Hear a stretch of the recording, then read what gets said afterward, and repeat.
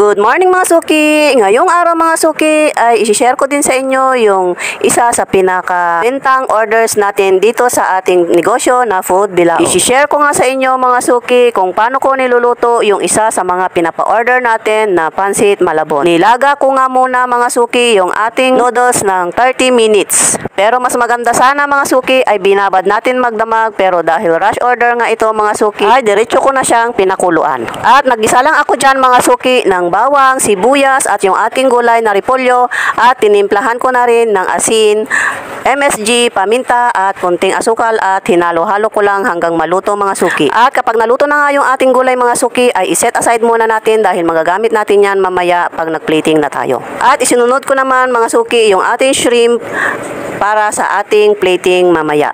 Pagkatapos ng maluto mga suki ay tinanggal ko muna sa kawali, at dito nagisa na rin ulit ako ng bawang, sibuyas para sa ating sauce at yung ating giniling mga suki. At pag nagisa na nga yung ating karne mga suki ay maglagay tayo na 1.5 liters na tubig para sa ating sauce, at timplahan natin ng MSG, paminta, asukal at yung ating patis, at maglagay tayo ng asyete powder mga suki para sa kulay ng ating sauce. At halu-haluin lang natin mga suki para matunaw yung inilagay nating asyete powder. Naglagay din ako dyan mga suki ng shrimp cubes para mas maging malasa yung ating pansit malabon.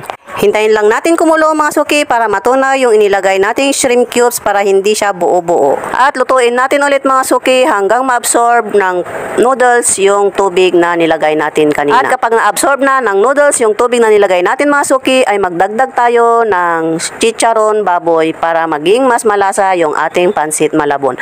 At halu-haluin natin mga suki hanggang wala ng tubig yung ating noodles mga suki. At dito na nga sa ating plating mga suki ay dito nilagay ko sa medium na bilao mga suki. Nilagay ko na yung ating repolyo na ginisa kanina mga suki.